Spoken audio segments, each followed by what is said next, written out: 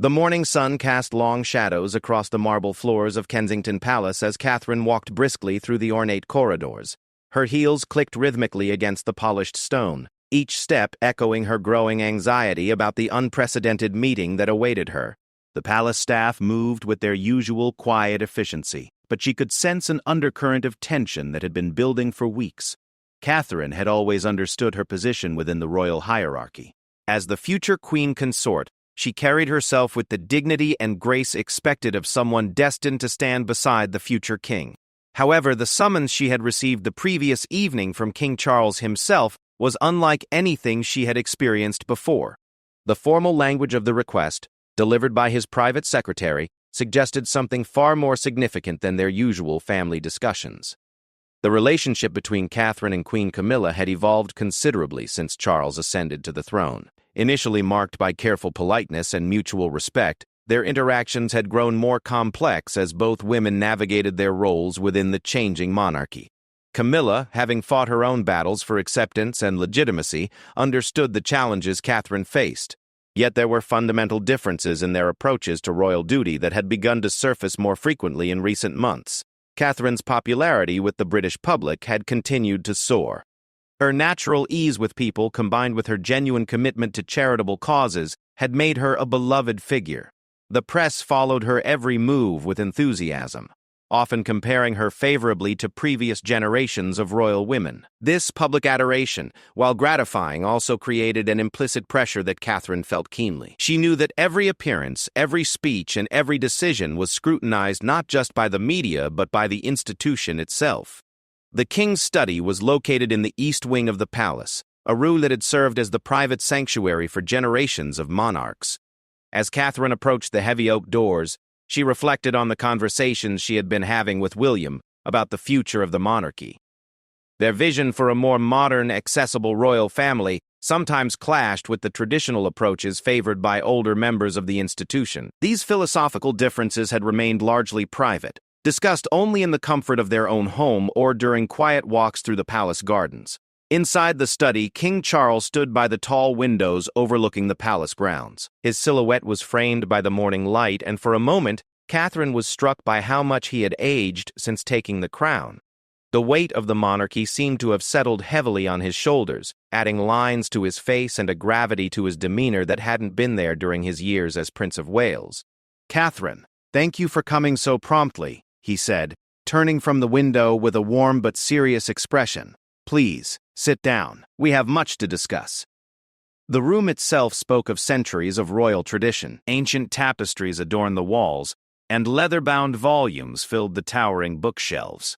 A portrait of Queen Victoria gazed down from above the fireplace, her stern expression seeming to survey all who entered. Catherine took her seat in one of the burgundy leather chairs, noting how the familiar surroundings somehow felt different today, charged with an energy she couldn't quite identify. "I imagine you're wondering why I asked you here with such formality," Charles continued, settling into his own chair. "The truth is, Catherine, that I've been giving considerable thought to the future of our family and our institution. The monarchy must continue to evolve, to remain relevant and connected to the people we serve." Catherine nodded, though she remained uncertain about where this conversation was heading. She had always appreciated Charles's thoughtful approach to kingship, his careful consideration of tradition, balanced against the need for modernization. However, there was something in his tone that suggested this discussion would venture into uncharted territory. "Your work over the past few years has been exemplary," the king continued. "The way you've connected with young people, your advocacy for mental health awareness, your natural ability to represent our family with both dignity and warmth, these qualities haven't gone unnoticed, either by me or by the public." The compliment was genuine, but Catherine sensed there was more to come. She had learned to read the subtle cues that preceded important royal announcements, and everything about this moment suggested significant change was on the horizon. "Camilla has done extraordinary work as queen," Charles said, his voice carrying both pride and something that might have been resignation. "She has exceeded every expectation, shown grace under pressure, and won the respect of those who once doubted her. However, she has also expressed to me in private moments that she feels the weight of public scrutiny more heavily than she anticipated." This revelation surprised Catherine. Queen Camilla had always appeared confident and self-assured in her public appearances, handling the demands of her role with apparent ease. The idea that she was struggling privately added a new dimension to Catherine's understanding of the pressures they all faced. The Queen has suggested something that, frankly, I initially found difficult to consider, Charles continued. She believes that the monarchy would benefit from a transition of certain responsibilities to someone who naturally commands public affection and represents the future of our institution. Catherine felt her heart rate quicken as the implications of his words began to settle. The conversation was moving in a direction she had never imagined, touching on possibilities that seemed both thrilling and terrifying. I want to be clear about what I'm suggesting, the king said, leaning forward slightly. This isn't about replacing Camilla or diminishing her role as my wife and queen. Rather, it's about acknowledging that different situations call for different approaches and that perhaps it's time to allow your natural strengths to take a more prominent position within our family's public work. The study fell silent except for the gentle ticking of an antique clock on the mantelpiece. Catherine found herself processing not just the king's words but the magnitude of what he seemed to be proposing. The careful balance of power and responsibility within the royal family was something that had been established over decades, if not centuries. Any significant shift would ripple through the institution in ways that were difficult to predict. "Your Majesty," Catherine finally said, choosing her words carefully, "I'm honored by your confidence in me, but I want to ensure I understand exactly what you're suggesting. Are you proposing that I take on additional responsibilities, or something more fundamental than that?" Charles smiled, perhaps appreciating her directness. "I'm proposing that we formalize what has already begun to happen naturally. Your influence, your connection with the public, your vision for the future, these are exactly what the monarchy needs to thrive in the coming decades. What I'm suggesting is that we acknowledge this reality and structure our family's work accordingly." The conversation continued for nearly an hour, with Charles outlining his vision for a more collaborative approach to royal duties. He spoke of leveraging each family member's strengths, of creating a more flexible structure that could adapt to changing public expectations. Throughout the discussion, Catherine found herself both excited by the possibilities and acutely aware of the potential complications such changes might create. As the meeting drew to a close, Charles stood and moved back to the window. "I know this is a great deal to consider," he said. "I'm not asking for an immediate answer, but I wanted you to understand the direction of my thinking. The monarchy has survived for over 1,000 years because it has been willing to adapt when necessary. I believe we're at one of those moments now." Catherine left the study with her mind racing. The walk back through the palace corridors felt different now, as if she were seeing the familiar surroundings through new eyes. The portraits of past queens seemed to watch her with particular intensity, and she wondered what advice they might offer if they could speak. The implications of the king's proposal extended far beyond her own role. William would need to be consulted, of course, and their children's futures would be affected by any significant changes to the family's structure. The public reaction would be intense, with media speculation and political commentary that could last for months.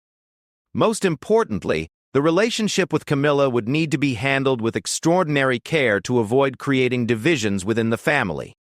That evening, Catherine found herself in the palace gardens, walking the same paths where countless royal family members had contemplated difficult decisions. The late afternoon light filtered through the ancient trees, creating patterns of shadow and illumination that seemed to mirror her own mixed emotions about the morning's conversation.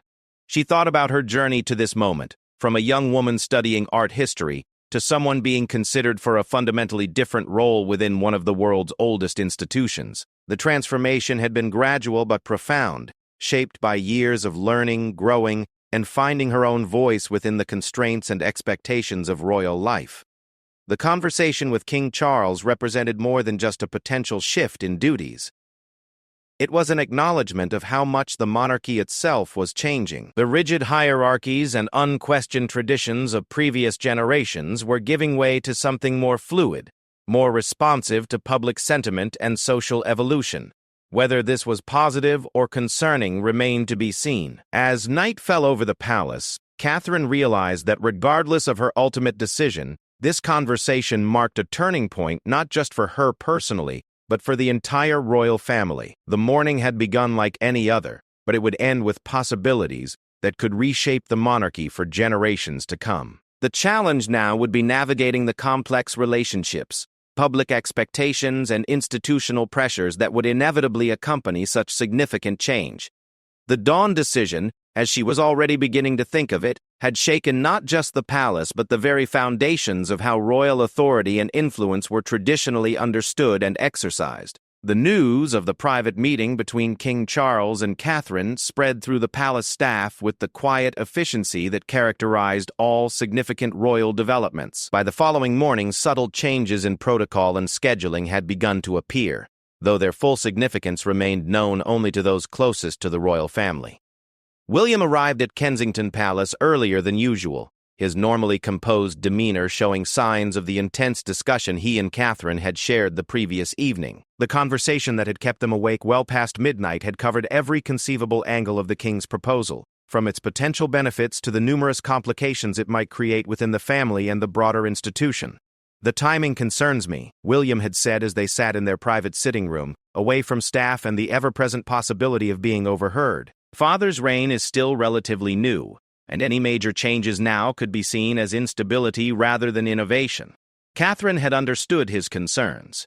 The transition from Queen Elizabeth's long reign to Charles's kingship had gone more smoothly than many had anticipated, but the monarchy still needed time to establish its new rhythm. Introducing another significant change so soon might create uncertainty among both the public and the political establishment.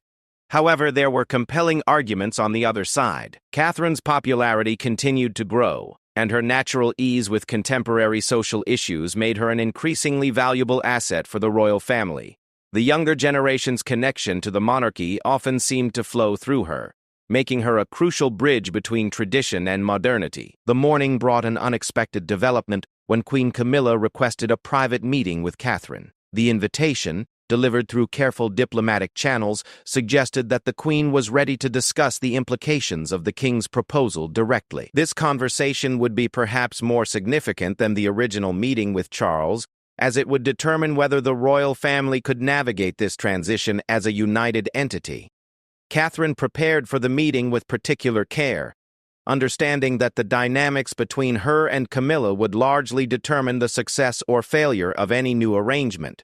Their relationship had always been cordial but somewhat formal, shaped by their different generations and approaches to royal duty.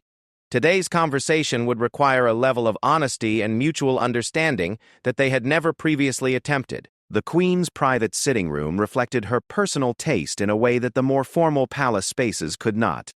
Soft pastels and comfortable furnishings created an atmosphere of intimacy that was rare within the royal residences.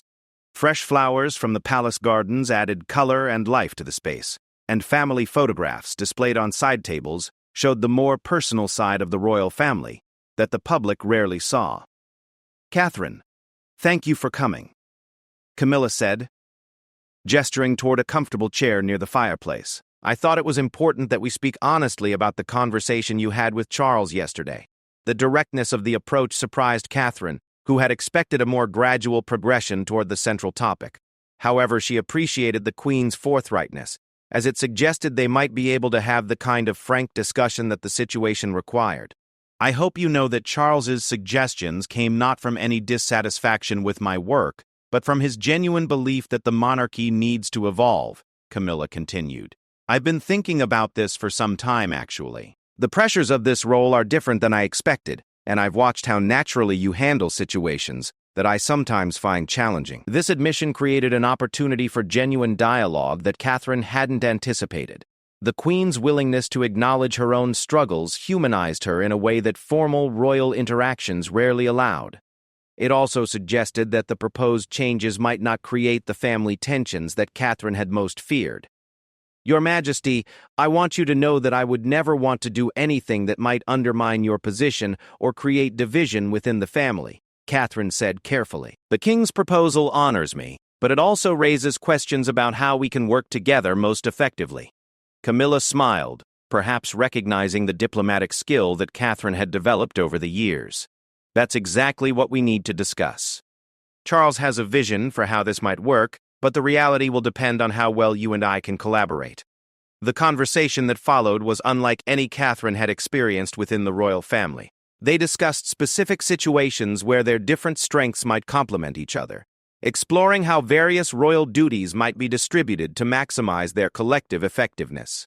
Camilla's experience and institutional knowledge, combined with Catherine's public appeal and contemporary perspective, could create a powerful partnership if managed correctly. "There's something else we need to address," Camilla said as their discussion deepened. "The media will inevitably frame this as some sort of competition between us, or as evidence of problems within the family. How we handle that narrative will be crucial to the success of any new arrangement." Catherine had been thinking about this very issue since her meeting with the king. The British press had a long history of creating rivalries between royal women, often focusing on perceived slights or tensions that served to sell newspapers rather than accurately reflect reality. Managing this aspect of any transition would require careful coordination and consistent messaging. "I think the key is to present this as evolution rather than revolution," Catherine suggested. "If we can frame it as the natural development of a modern monarchy building on strengths rather than replacing weaknesses, it might be received more positively." The strategic thinking impressed Camilla, who had learned through difficult experience how crucial media management could be for the royal family. Catherine's instinctive understanding of these dynamics suggested she was more prepared for expanded responsibilities than perhaps even Charles had realized. Their conversation was interrupted by the arrival of a palace aide with news that required immediate attention.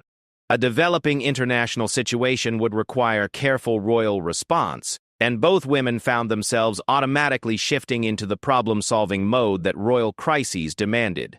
The way they instinctively began working together, building on each other's suggestions and expertise, provided a small preview of how their collaboration might function in practice. After the aide departed to implement their joint recommendations, Camilla and Catherine found themselves looking at each other with something approaching mutual respect and understanding that hadn't existed before. The crisis had revealed how their different perspectives and skills could complement each other when properly coordinated. "This has been more productive than I expected," Camilla admitted. "I think Charles might be right about the potential benefits of restructuring our responsibilities, but we'll need to be very careful about implementation." The afternoon brought another crucial conversation, this time with William, who had spent the morning consulting with his own advisors about the implications of his father's proposal. His perspective as the heir apparent added another layer of complexity to the situation, as any changes to royal protocol would ultimately affect his own future reign. "I've been thinking about the constitutional implications," William said as he joined Catherine and Camilla in the Queen's sitting room. "While there's precedent for flexible interpretation of royal roles, we need to ensure that any changes we make don't create problems for future generations." This concern reflected the long-term thinking that characterized royal decision-making. Unlike political decisions that might be reversed by subsequent administrations, changes to royal protocol and precedent could influence the monarchy for decades or even centuries. The weight of this responsibility was something all three of them felt keenly. The discussion that followed examined historical examples of how the monarchy had adapted to changing circumstances. They looked at how previous generations had handled the integration of new family members, the evolution of royal duties, and the delicate balance between tradition and innovation that kept the institution relevant. "What strikes me," Catherine observed, "is that the most successful adaptations have been those that felt natural rather than forced. If we can make any changes feel like the logical next step in the monarchy's development, rather than a dramatic departure from tradition, we're more likely to succeed." William nodded, appreciating the insight. "That's exactly right. The question is whether Father's timeline allows for the gradual implementation that would be ideal, or whether circumstances require us to move more quickly than we might prefer."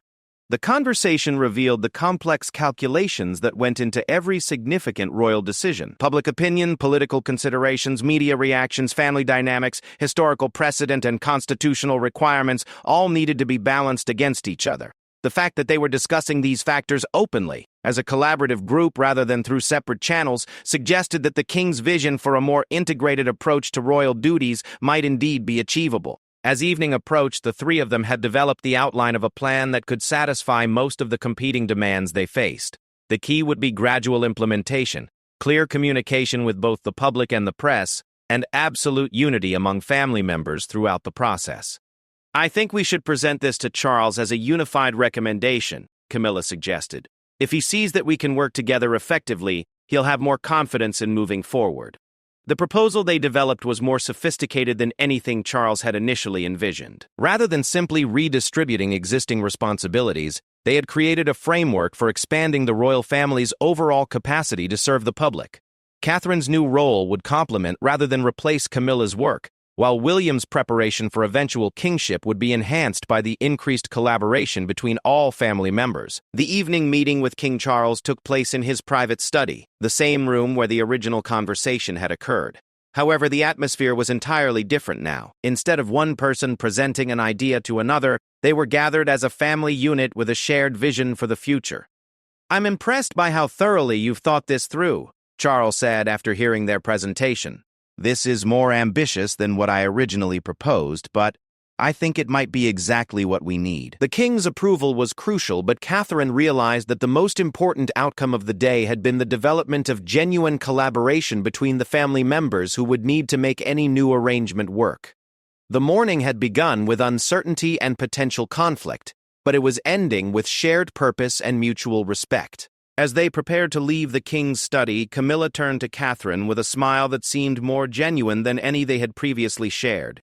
"I think tomorrow will be very interesting," she said. "Are you ready for what comes next?" Catherine considered the question seriously. The day had transformed her understanding of both her own potential and the possibilities for the monarchy's future. The path ahead would undoubtedly be challenging, but for the first time, it felt truly achievable. The first test of the new collaborative arrangement came sooner than anyone had anticipated. A major charitable foundation was hosting its annual gala, an event that typically would have been handled by Queen Camilla as part of her regular patronage duties. However, the nature of the event, focused on youth mental health initiatives, aligned perfectly with Catherine's established expertise and passion. The decision about who should represent the royal family at this high-profile event became the first practical application of their new approach. Rather than defaulting to traditional protocol, they found themselves working together to determine the most effective representation based on the specific circumstances and objectives of the occasion. "This is exactly the kind of situation where our new framework can prove its value," King Charles observed during their morning briefing. "The foundation specifically requested Catherine's involvement because of her work in this area, but the event's significance also warrants the presence of the Queen. How do we honor both needs?" The solution they developed was innovative within royal circles. Instead of sending one representative, they decided that both Camilla and Catherine would attend, but with clearly defined complementary roles. Camilla would handle the formal diplomatic aspects of the evening, engaging with government officials and international dignitaries, while Catherine would focus on the charitable mission, speaking with young people and mental health advocates. This division of responsibilities required careful coordination that went far beyond what had previously been necessary for royal events. Their respective private secretaries worked together to ensure that their appearances would complement rather than compete with each other. The media strategy needed to emphasize collaboration and shared commitment, rather than allowing speculation about rivalry or confusion of roles. Catherine spent considerable time preparing for her expanded role, studying briefing materials not just about the specific event, but about the broader implications of her new position. She met with policy experts, reviewed current research on youth mental health, and spoke with young people who would be attending the gala. This level of preparation went beyond what had traditionally been expected for royal appearances, reflecting her understanding that her new responsibilities required deeper engagement with substantive issues. The palace communications team faced their own challenges in crafting messaging that would properly frame the new arrangement. They needed to explain the dual attendance without suggesting that normal protocol had been abandoned, while also highlighting the benefits of the more flexible approach. The press release they developed became a template for how future collaborative appearances would be presented to the public. "Their Royal Highnesses will attend together to demonstrate the royal family's comprehensive commitment to youth mental health," the statement read. "Queen Camilla will engage with policymakers and international partners, while the Princess of Wales will focus on direct interaction with young people and service providers." The evening of the gala arrived with heightened media attention, as the press had quickly recognized the significance of this new approach. Photographers and journalists were particularly interested in observing the dynamic between Camilla and Catherine, looking for any signs of tension or awkwardness that might suggest problems with the arrangement. However, their collaborative preparation proved its worth from the moment they arrived at the venue. The two women moved through the event with obvious coordination, each focusing on their assigned responsibilities while clearly supporting each other's work. When Camilla finished a conversation with a government minister about mental health funding, she smoothly directed them to continue their discussion with Catherine, who could provide insight into practical implementation. The young people at the event responded particularly enthusiastically to Catherine's presence, but they also showed genuine respect for Queen Camilla when she took time to acknowledge their work. The seamless integration of both royal representatives created an atmosphere of comprehensive royal support that exceeded what either could have achieved alone. "I've never seen anything quite like this," commented one of the event organizers to a colleague. "Usually, we have to choose between the formality that comes with the Queen's presence or the energy that the princess brings. Tonight, we're getting both, and they're clearly working together rather than just happening to be in the same room." The success of the evening extended beyond the immediate event. The media coverage was overwhelmingly positive, with commentators praising the innovation and effectiveness of the new approach. Editorial writers began speculating about whether this represented a broader evolution in royal methodology, and public opinion polling showed strong approval for the collaborative arrangement. However, not all reactions were entirely positive. Some traditionalist commentators expressed concern about departures from established protocol, arguing that royal roles had been carefully developed over centuries and should not be modified lightly. A few suggested that the changes might reflect underlying problems within the royal family that were being addressed through structural adjustments rather than direct resolution. These concerns reached the royal family through their usual monitoring of public opinion and media coverage. The criticism wasn't severe enough to derail their plans, but it did highlight the need for careful management of future changes and clear communication about the rationale behind their new approach. "Every innovation faces some resistance," King Charles observed during their post-event review meeting. "What matters is that we can demonstrate clear benefits from our new methods. Tonight's success gives us evidence that our instincts were correct." The meeting also provided an opportunity to refine their approach based on lessons learned from their first collaborative appearance. They identified several areas where coordination could be improved and developed protocols for similar future events. Most importantly, they established regular planning meetings to ensure that their collaborative work would become increasingly seamless. Catherine found herself energized by the positive response to her expanded role, but also acutely aware of the increased scrutiny that came with it. Every aspect of her appearance, demeanor, and comments was being analyzed for clues about the new arrangement and its implications for the monarchy's future. This level of attention required adjustments not just in her public behavior, but in her private preparation and decision-making processes. "The difference now is that people are watching to see how I handle responsibility, rather than just how I represent tradition," she explained to William during one of their evening discussions. "The stakes feel higher because we're testing whether a new approach can work, not just whether I can fulfill an established role." William's perspective on the changes continued to evolve as he observed their practical implementation.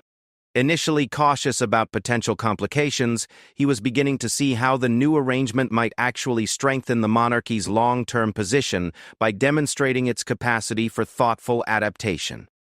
"What impresses me most is how natural it looks," he told his father during a private conversation. "The collaboration doesn't feel forced or artificial. It seems like a logical development of everyone's strengths rather than an arbitrary restructuring." The success of the gala led to requests for similar collaborative appearances at other high-profile events. International organizations began specifically requesting the dual representation, recognizing that they could engage with both policy-level discussions and grassroots implementation through a single royal visit. This demand validated the royal family's instinct that their new approach filled a genuine need rather than simply satisfying internal preferences. However, the increased requests also created scheduling challenges that hadn't existed under the previous system. Coordinating two senior royals for joint appearances required significantly more complex planning than organizing separate visits. The private secretaries found themselves developing entirely new systems for managing calendars, briefing materials, and logistical arrangements. These operational challenges led to the hiring of additional staff specifically trained in collaborative event management. The palace's organizational structure began adapting to support the new approach, with specialized teams focused on ensuring that joint appearances achieved maximum effectiveness. The investment in these resources demonstrated the royal family's commitment to making their innovation succeed, rather than viewing it as an experiment that could be easily abandoned if complications arose. As word of the successful collaboration spread through charitable and diplomatic circles, invitations began arriving from organizations worldwide. The international appeal of the dual representation suggested that the innovation might have applications beyond domestic royal duties, potentially influencing how the British monarchy engaged with global issues and partners. We're receiving interest from organizations that have never previously sought royal patronage, noted one of the palace's diplomatic advisors. The combination of traditional authority and contemporary approach seems to be opening doors that were previously closed to us. This international dimension added another layer of significance to the domestic changes. If the new approach proved effective on the global stage, it could enhance Britain's soft power and diplomatic influence in ways that went far beyond the immediate benefits to the royal family's domestic work. The third week after the gala brought news that would test their collaborative approach in an entirely different context. A significant international crisis had developed, requiring delicate diplomatic engagement that would traditionally fall entirely within the king's purview. However, the specific nature of the situation suggested that a broader royal response might be more effective than relying solely on traditional channels. The crisis involved a humanitarian disaster in a Commonwealth nation, where natural disasters had been compounded by political instability. The affected country had strong historical ties to Britain, but its current leadership was more responsive to contemporary approaches than traditional diplomatic protocols. The situation presented an opportunity to demonstrate how the royal family's evolution could serve practical foreign policy objectives. This is exactly the kind of challenge that our new capabilities were designed to address, King Charles observed during an emergency planning meeting. We need both the formal diplomatic engagement that my position provides and the humanitarian focus that Catherine can deliver. Most importantly, we need to show unified royal commitment rather than fragmented response. The decision to deploy their collaborative approach in this high-stakes international context represented a significant escalation in the scope and ambition of their innovations. Success would validate their methods and potentially transform how the British monarchy engaged with global crises. Failure, however, could undermine not just their new approach but the royal family's broader credibility in international affairs. The international crisis in the Commonwealth nation of Meridia escalated rapidly over the course of several days. Hurricane-force winds had devastated the island's infrastructure, while ongoing political tensions between the government and opposition groups complicated relief efforts. The situation required immediate humanitarian response combined with delicate diplomatic intervention to prevent the natural disaster from triggering broader regional instability. Traditional diplomatic channels had proven insufficient to address the complex challenges facing Meridia. The government was suspicious of formal international intervention, viewing it as potential interference in domestic political affairs. Meanwhile, opposition groups were demanding international oversight of relief distribution, claiming that government corruption was preventing aid from reaching those most in need. King Charles convened an emergency meeting that included not only his usual foreign policy advisors, but also Catherine and Queen Camilla, recognizing that their new collaborative approach might offer solutions that conventional diplomacy could not achieve. The meeting took place in the palace's secure conference room, where maps of Meridia covered the walls alongside real-time updates on the humanitarian situation. The Prime Minister has spoken with both the Meridian government and opposition leaders. The King's Foreign Secretary briefed them.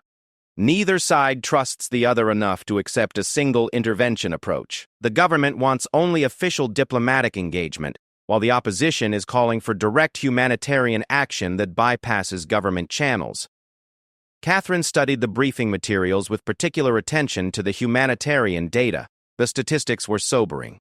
Tens of thousands of people without shelter, limited access to clean water, and medical facilities operating at minimal capacity. Children and elderly residents were particularly vulnerable, and the approaching rainy season threatened to worsen conditions dramatically if effective relief didn't arrive soon. What if we approach this as two parallel but coordinated interventions? Catherine suggested. Traditional diplomatic engagement to satisfy the government's requirements for official recognition, combined with direct humanitarian action that addresses opposition concerns about aid distribution? Queen Camilla immediately grasped the implications of this approach. The government would receive the formal diplomatic attention they're demanding, while people in need would get direct assistance through channels they trust. But coordination would be absolutely crucial to prevent the appearance of supporting one side over the other. The strategy they developed was unprecedented in modern royal diplomatic history. King Charles would engage through formal state channels, offering British government support for infrastructure rebuilding and long-term development assistance. Simultaneously, Catherine would lead a humanitarian mission focused on immediate relief needs, working through established charitable organizations that had credibility with both sides of Meridia's political divide. Queen Camilla would serve as the coordination hub, maintaining communication between both missions while engaging with international partners to ensure comprehensive response. Her role would be crucial in preventing the two-track approach from appearing divided or contradictory to either Meridian audiences or international observers. This approach allows us to address the immediate humanitarian crisis while also maintaining the diplomatic relationships necessary for long-term stability, explained the Foreign Secretary after reviewing their proposal. It's innovative, but it's also risky. If the coordination fails, we could end up undermining both objectives. The risks were significant, but so was the potential for breakthrough success. If their coordinated approach proved effective, it could serve as a model for how modern monarchies might engage with complex international crises that required both formal diplomacy and grassroots humanitarian action. Preparation for the dual mission required intensive coordination across multiple government departments and royal households. Catherine's humanitarian team needed to work closely with international aid organizations while ensuring their efforts complemented rather than competed with official diplomatic initiatives. Security arrangements alone required unprecedented planning, as protecting two separate royal missions operating in a politically unstable environment created challenges that existing protocols hadn't anticipated. Catherine's preparation involved meetings with disaster relief experts, briefings from medical humanitarian organizations, and consultations with previous royal representatives who had experience in crisis zones. However, her role would extend beyond traditional royal visits to disaster areas. She would be representing not just British sympathy but British commitment to practical assistance, requiring her to engage with complex logistical and political challenges. The key is to remain visibly above partisan politics while ensuring that our assistance reaches people regardless of their political affiliations, advised one of her briefing officers. Your presence needs to reassure everyone that British aid is based on humanitarian need rather than political calculation. Queen Camilla's coordinating role required her to maintain simultaneous communication with the King's diplomatic mission, Catherine's humanitarian team, British government officials, and international partners. The complexity of managing these multiple relationships while ensuring consistent messaging across all channels tested the limits of existing royal communication systems. I'm essentially serving as a diplomatic air traffic controller, Camilla observed during one of their planning sessions. Every message and decision has to be coordinated to ensure that all our various efforts support each other, rather than creating confusion or contradiction. The departure for Meridia took place on a grey London morning, with media attention focused intensely on this first major international test of the royal family's new collaborative approach. King Charles departed for the capital city through formal diplomatic channels, while Catherine's humanitarian mission headed directly to the most affected rural areas, through a different airport to emphasize the distinction between their roles. The symbolism of their separate departures was carefully planned to reinforce the message that Britain was offering both official government support and direct humanitarian assistance. However, the logistics of coordinating their activities while maintaining appropriate separation required constant communication through secure channels managed by Queen Camilla's team in London. Catherine's arrival in rural Meridia was deliberately low-key, designed to emphasize humanitarian rather than ceremonial objectives. She was met by representatives from international aid organizations who had been working in the area since the hurricane struck. Their immediate assessment was that her visit had already had positive effects on relief operations, as both government and opposition representatives were cooperating more effectively in anticipation of royal attention. Your presence is encouraging people to work together who haven't spoken to each other since the political crisis began, explained the lead coordinator for one of the major aid organizations. Both sides want to show that they're committed to helping their people, and your visit gives them a way to do that without losing face. Meanwhile, King Charles's formal diplomatic engagement in the capital was addressing longer-term questions about Meridia's recovery and future stability. His meetings with government officials focused on infrastructure rebuilding, economic assistance, and the constitutional reforms that might help prevent future political crises from interfering with disaster response. The coordination between these parallel missions proved more effective than anyone had anticipated. Information gathered during Catherine's rural visits informed the king's discussions about specific needs and priorities, while his diplomatic conversations helped resolve bureaucratic obstacles that were slowing humanitarian relief distribution. We're seeing cooperation between different parts of Meridian society that hasn't existed for months, reported the British ambassador during one of their daily coordination calls. Having both formal diplomatic engagement and direct humanitarian presence seems to be encouraging everyone to focus on practical solutions rather than political positioning. The success of their coordinated approach was reflected in both immediate humanitarian outcomes and longer-term diplomatic progress. Relief supplies were reaching affected communities more efficiently than in previous disaster responses, while political tensions that had threatened to derail recovery efforts were being managed through productive dialogue rather than escalating confrontation. International observers began taking note of the British approach, with several other Commonwealth nations expressing interest in how the dual-track methodology might be adapted for their own crisis response capabilities. The European Union's humanitarian coordinator requested briefings on the coordination mechanisms, suggesting that the innovation might influence broader international crisis response protocols. However, the mission also revealed areas where their new approach needed refinement. Communication delays between the different elements of their response sometimes created confusion among local partners about British priorities and procedures. The additional complexity of coordinating multiple royal presences required more advanced planning than traditional single representative missions, potentially limiting the monarchy's ability to respond quickly to rapidly developing situations. We're learning as much about the limitations of our approach as we are about its advantages, Catherine observed during one of their evening coordination calls. The benefits are real, but so are the operational challenges. We need to be honest about both if we're going to improve our effectiveness. The mission's conclusion after 5 days marked a significant milestone in the evolution of royal diplomatic and humanitarian engagement. Media coverage was overwhelmingly positive, with international observers praising the innovation and effectiveness of the coordinated approach.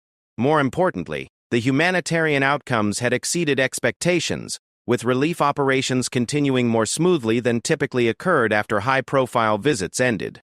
What we've demonstrated in Meridia is that thoughtful innovation in royal methodology can serve practical foreign policy objectives, King Charles told his advisors during their post-mission review. This wasn't just about testing new approaches for their own sake. We achieved diplomatic and humanitarian results that wouldn't have been possible through traditional single-track engagement. The success in Meridia led to immediate requests from other nations facing similar complex challenges that required both formal diplomatic and direct humanitarian attention. However, the royal family recognized that they couldn't simply replicate the Meridian approach without considering the specific circumstances and requirements of each situation. Our success in Meridia proves that the approach can work, but it doesn't mean it's the right solution for every international crisis, Queen Camilla noted during their planning session for future engagements. We need to develop the judgment to know when collaborative deployment serves objectives better than traditional methods. The international dimension of their innovation was beginning to influence domestic perceptions as well. Public opinion polling showed increased confidence in the monarchy's ability to represent British interests effectively on the global stage, with particular approval for the apparent increase in practical humanitarian impact achieved through royal engagement. As they returned to London, all 3 members of the royal family recognized that their Meridian mission had transformed their new collaborative approach from an experimental domestic arrangement into a proven international capability. The implications of this evolution would influence not just their own future work, but potentially the broader role of constitutional monarchies in addressing global challenges. The success of the Meridian mission created ripple effects throughout the royal household that extended far beyond international relations. As autumn settled over London, the palace found itself managing unprecedented demand for the new collaborative approach, while simultaneously working to institutionalize the innovations that had emerged from what began as an experimental restructuring of responsibilities. Catherine discovered that her enhanced role brought not only expanded opportunities, but also intensified scrutiny that required constant adaptation. The media attention surrounding her humanitarian work had evolved from simple coverage of royal appearances to detailed analysis of policy effectiveness and international impact. Journalists were now consulting with foreign policy experts and humanitarian specialists to evaluate the substance of her work rather than focusing primarily on ceremonial aspects.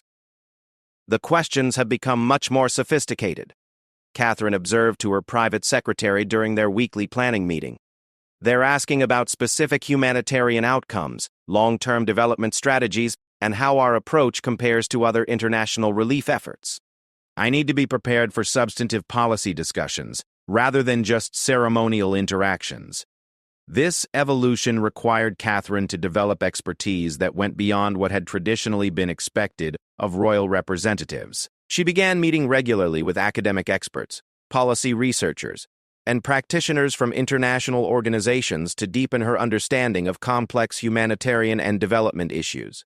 The palace library acquired specialized resources, and her staff expanded to include advisors with specific expertise in international development and crisis response. Queen Camilla found her coordination role becoming increasingly central to the royal family's overall effectiveness. What had begun as a specific response to the challenges of joint appearances had evolved into a comprehensive management system for complex royal engagements. Her daily routine now included coordination calls with various royal missions, briefings on international developments, and strategic planning sessions that influenced the family's long-term priorities. I'm discovering that effective coordination requires understanding not just what each person is doing, but how their work connects to broader objectives, Camilla explained during a conversation with King Charles. The role has become much more substantive than I originally anticipated, but it's also more intellectually engaging than traditional royal duties. The increased complexity of royal operations led to significant organizational changes within the palace structure. New departments were created to manage international coordination, humanitarian logistics, and collaborative planning. The traditional separation between different royal households began to blur as shared objectives required integrated planning and resource allocation. William's perspective on the changes continued to evolve as he observed their long-term implications for the monarchy's future. Initially concerned about potential complications, he was now beginning to see how the innovations might strengthen the institution's relevance and effectiveness for generations to come. What's remarkable is how the changes have revealed capabilities we didn't know we had, William told Catherine during one of their evening walks through Kensington Gardens. The monarchy has always been about service, but we're discovering new ways to make that service more effective and meaningful. The international community's response to the British royal family's innovations was encouraging other constitutional monarchies to examine their own approaches to crisis response and international engagement. Delegations from several European royal houses visited London to study the coordination mechanisms and collaborative procedures that had proven effective in Meridia. We're inadvertently becoming a model for monarchical evolution, noted one of the palace's constitutional advisors. Other royal families are looking to us for guidance on how traditional institutions can adapt to contemporary challenges without losing their essential character. However, not all feedback was entirely positive. Some traditionalist voices, both within Britain and internationally, expressed concern that the rapid pace of change might undermine the stability and continuity that constitutional monarchies were meant to provide. These critics argued that innovation, while potentially beneficial, should be implemented more gradually to allow time for proper evaluation of long-term consequences. Change for its own sake can be as dangerous as resistance to necessary adaptation, warned one constitutional scholar in a widely read editorial.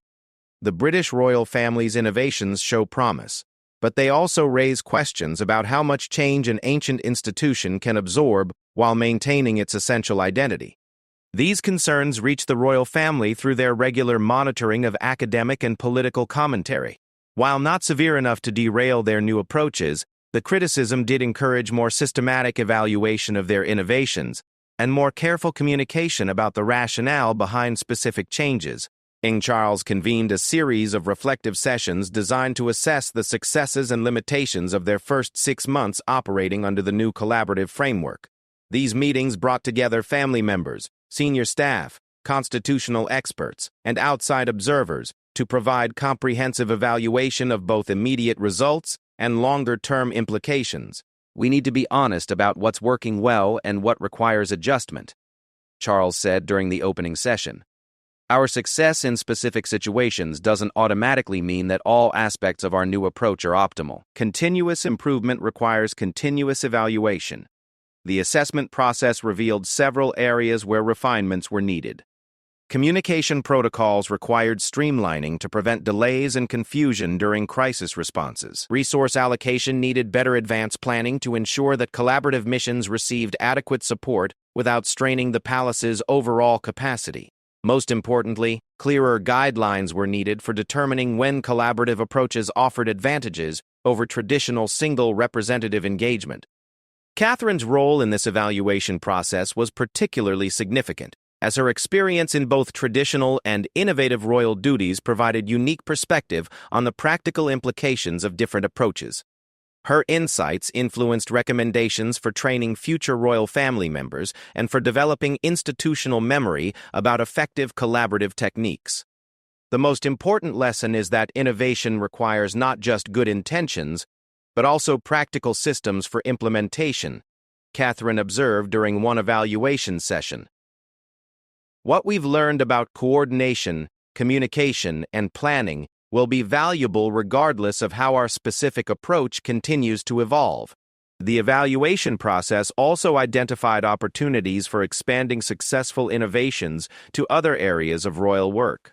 The coordination mechanisms developed for international crises showed potential for application to complex domestic challenges that required engagement across multiple sectors or levels of government. The collaborative planning techniques could enhance the effectiveness of traditional royal duties even when joint appearances weren't necessary.